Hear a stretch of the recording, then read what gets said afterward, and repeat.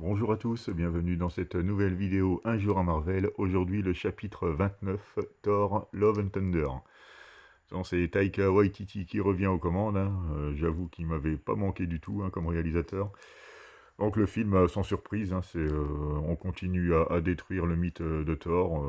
On est carrément dans le burlesque, hein, là, faut pas avoir peur.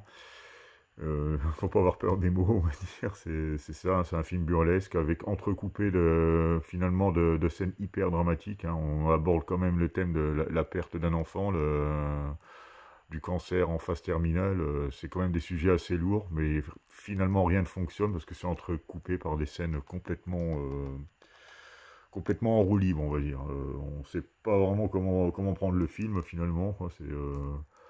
Bon, bien sûr, j'ai pas du tout aimé, hein, parce que il faut quand même un minimum de structure, mais là franchement, il y a des scènes qui sont tellement débiles, on va dire, quoi. Ouais, c'est du burlesque, c'est au-delà de la parodie. Le problème, si le film aurait été que ça, finalement, qu'une grosse déconnade, bon, on l'aurait pris comme ça, mais le truc, c'est le côté dramatique qui rajoute avec, quoi.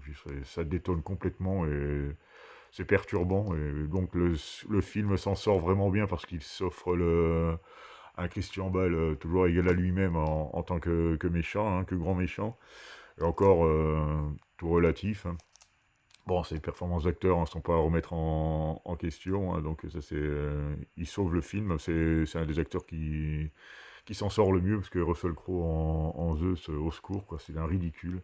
C'est vraiment cassé du mythe. Ils en ont rien à foutre, quoi, en fait, que ce soit des dieux, quoi. On en perd toute la substance, quoi. C'est un peu dommage.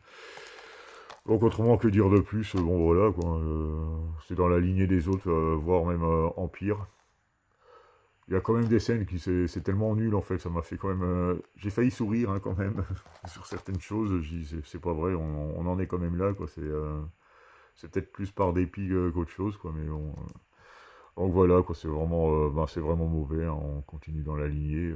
Pour la note, je lui mettrais 1/5, parce que bon, pour Christian Bale, et la bande son un peu rock, hein, parce que bon, il y a certaines musiques, hein, comme vous savez, moi je suis très rock metal, donc c'est un peu dans cet esprit-là, quoi, mais bon, il y a vraiment que ça qui va, quoi. Autrement, il y a vraiment des scènes insupportables, les chèvres géantes, quoi, mais au secours, est-ce qu'ils ont été chercher une idée pareille, quoi.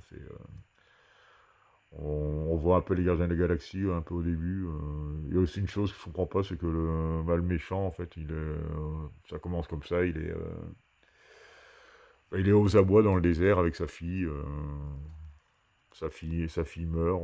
Après, il a une épée, enfin une épée des ténèbres, je sais pas trop ce que c'est, hein. Ils disent son nom dans le film, mais franchement, j'ai même pas retenu. Qui vient vers lui, il a été élu par l'épée pour pouvoir tuer les dieux. Alors voilà. Et voilà le pitch. Alors automatiquement, comme Thor est un dieu, ben, il va avoir affaire à lui, etc., etc. Et en fait, il tue les dieux avec une facilité déconcertante. À se demander s'ils savent ce que c'est qu'un dieu, quoi, finalement. Normalement, un dieu, c'est censé être au-dessus de tout. Puis là, finalement, ce sont des guerriers bien souvent ventripotents, lambda, ben, qui ressemblent à rien, quoi. Ça n'a aucun sens, hein. Donc voilà, je vais pas aller plus loin parce que voilà, quoi. De toute façon, j'en attendais rien, puis j'ai bien fait rien dans l'attente, quoi. Donc je vais vous laisser mettre votre petite note et le petit commentaire qui va bien. Je vous remercie de m'avoir regardé et à bientôt pour une nouvelle vidéo.